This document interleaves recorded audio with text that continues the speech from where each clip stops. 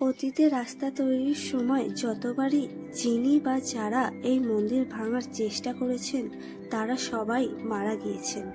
তাই এই সিদ্ধান্ত নেওয়া হয় এই মন্দির অক্ষত রেখেই রাস্তা তৈরি করা হবে। বেশ কয়েক শতাব্দী পুরনো এই মন্দির রাজা নবকৃষ্ণদেব তৈরি করেছিলেন বলে মনে করা হয়। কথিত আছে কার্তিক নামের এক পূজারী রাজবাড়ির পাশে এসে কালী পুজো করায় নবকৃষ্ণদেব খুব রেগে গিয়েছিলেন এবং প্রহরীদের নির্দেশ দিয়েছিলেন রাতের অন্ধকারে পূজারী কার্তিক ও দেবীর মূর্তি ছুঁড়ে ফেলে দিতে হবে।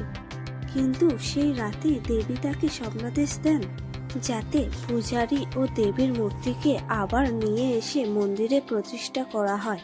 তারপরে প্রতিষ্ঠা করা হয় শোভাবাজারে এই লাল মন্দির। আরও বলা হয় 250 বছর আগে এখানে ছিল একটি মাটির ঘর। সেখানেই তন্ত্র সাধনা করতেন অমরনাথ ভট্টাচার্য। তিনি শোভাবাজার রাজবাড়িতে চণ্ডীপাঠ করতেন। তিনি রাজা নবকৃষ্ণদেবের অত্যন্ত প্রিয় পাত্র ছিলেন। সেই সুবাদে রাজবাড়ির উদ্যোগে গড়ে উঠেছিল এই মন্দির। রাজা নবকৃষ্ণদেব নাকি রাজবাড়ির মেয়েদের শক্তি পূজার জন্য এই মন্দির তৈরি করেছিলেন, কারণ শোভাবাজার রাজবাড়ির আরাধ্য দেবতা ছিলেন শ্রীকৃষ্ণ। তাই শাক্ত আরাধনার জন্য রাজবাড়ির বাইরেই তৈরি হয়েছিল এই মন্দির, যেখান থেকে সুড়ঙ্গ পথে সোজা চলে যাওয়া যেত রাজবাড়িতে। অনেকের মতে এই মন্দিরের সঙ্গে জড়িয়ে আছে কুখ্যাত রঘু ডাকাতের কাহিনী। রঘু ডাকাত নাকি রাজবাড়ির সমস্ত সম্পত্তি লুটের সঙ্গে যোগমায়ার মূর্তিও লুট করেছিলেন। তারপর সেই মূর্তি পুকুরে ফেলে দিয়েছিলেন।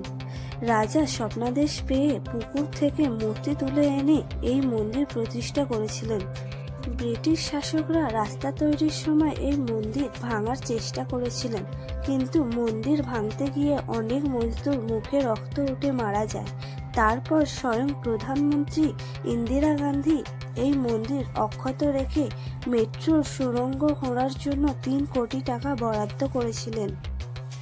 নিত্য পূজার পাশাপাশি প্রতি বৃহস্পতি ও শনিবার এখানে বিশেষ পূজার আয়োজন করা হয়। মন্দিরের মধ্যে যোগমায়ার পাশাপাশি অন্নপূর্ণা, শিব ও গোপালের পুজো করা হয়। ভিডিওটি ভালো লাগলে লাইক এন্ড কমেন্ট করবেন এবং আরও নতুন নতুন ভিডিও পেতে চ্যানেলটিকে সাবস্ক্রাইব করবেন।